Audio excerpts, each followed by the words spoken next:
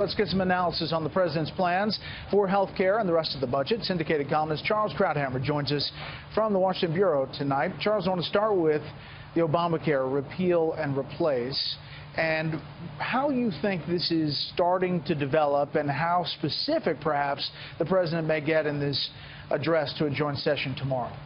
I guarantee you he will not be specific at all. First, because the specifics haven't been worked out. And second, because it's not where you'd want to do. This is essentially a State of the Union address. And he's going to just restate the principles that Republicans have been stating now for years. But that doesn't help you in crafting the new plan. I thought it was rather telling, that soundbite from the president. Nobody knew that health care could be this complicated. Well, I beg to differ on that slightly. Everybody knew. Perhaps the president hadn't been aware of it until he's now gotten into those details, meeting with the health insurance executives, meeting, of course, with Ryan and McConnell on the Hill. This is the most complicated subject in American politics, has been since Hillary Care back in the early 90s. And now it has been so ruined by Obamacare, which is internally collapsing, that it's really harder to fix now than it was even 10 or 20 years ago. What do you think the timeline is where the administration, this president, should be given some leeway as they get their sea legs and get all the people in the right positions? Well, on this, you're going to get leadership coming out of Congress. They presumably have been working, and in fact, have been working on these alternatives for years. Their problem is that it is so expensive, so difficult, so complicated, they cannot agree, as you showed in that segment from Mike Emanuel. The White House is not going to be leading on this, it's going to be following, but it needs to have something coherent coming out of Congress. All right, let's talk about defense spending. And obviously the headlines are $54 billion increase in defense spending in this budget blueprint moving forward. But there is obviously more to the perspective on defense spending. Well, I mean, you've got to put it in perspective. It's been now, I saw the headlines before I came over, spike in defense spending, a 10% increase.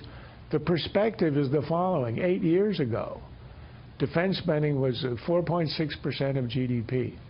Today it's 3.2%. That is a catastrophic collapse. That is a huge decrease. Remember the stories that you had just months ago about the cannibalizing of some of our airplanes to keep others in the air, the decrease in training. There has been a ruinous decline in defense spending. And what this is going to be a minor beginning to the rebuilding. I support it entirely, but as of now, I tend to side with John McCain that this may not be enough. So when you read the stories about this being sort of an enormous increase, and to put it in even a larger perspective, under the sainted John Kennedy, defense spending was 10% of GDP.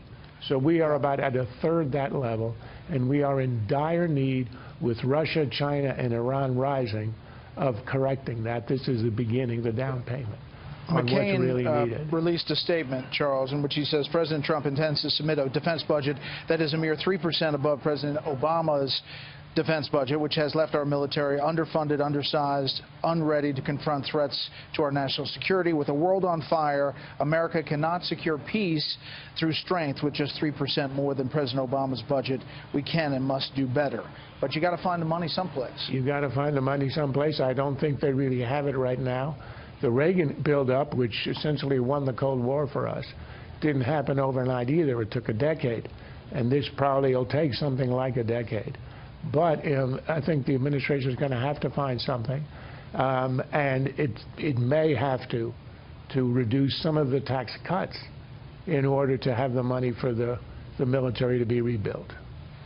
We'll see. It's just a blueprint now. Charles, as always, thank you.